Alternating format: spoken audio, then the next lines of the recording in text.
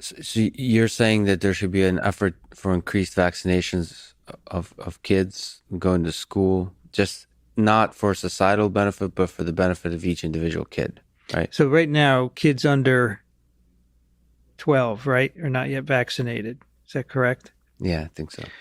And it's not going to be in time for school opening that they get vaccinated. Um, and then, I mean, I suppose the teachers are all going to be vaccinated. It makes sense for them to do that. But I'm just worried the kids are going to be transmitting it amongst them. And many states don't allow a mask mandate in school. So I think that's what's driving the larger narrative in the U.S. to protect kids.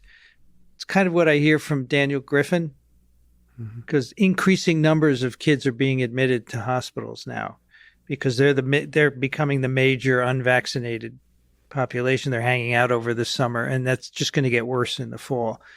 And so you could have a lot of kids with long COVID and disabled their entire lives, right? So, I mean, of course, hearing from people who are vaccine hesitant, I hear exactly the kids' statement, but they're saying they don't want the long vaccine, the long-term effects of the vaccine to affect the kids. That's of this new vaccine. which I would say is, as I said before, you can't say never, but we do know that long COVID exists.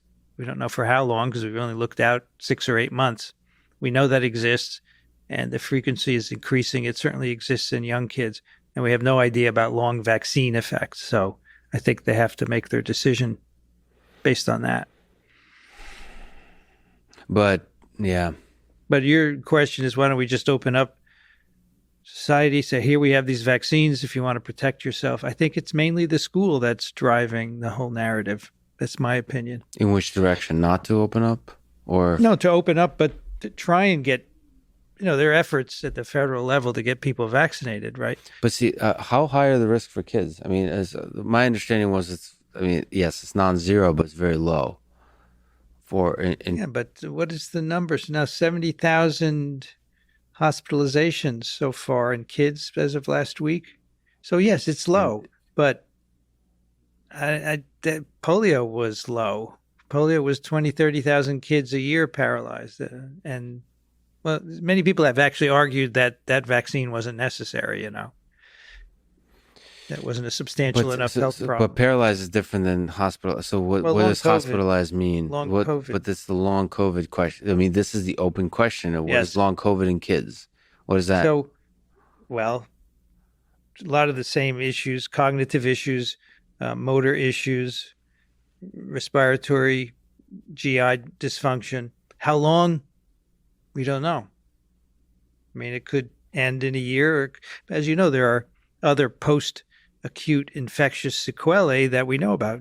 Chronic fatigue, ME/CFS, is thought to be a post-infectious sequelae, which has gone for many decades now and many millions of people.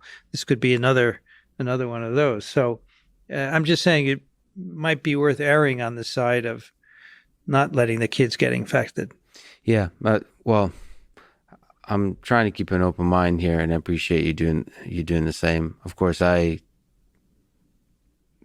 lean on definitely not requiring people to get vaccinated, but I do think getting vaccinated is just the wiser choice. If looking at all the different trajectories before us, getting vaccinated is seems like, from the data, it seems like the obvious choice, frankly. But I'm also trying to keep an open mind, because some things in the past that seemed obvious would turn out to be completely wrong. So I'm trying to keep an open mind here.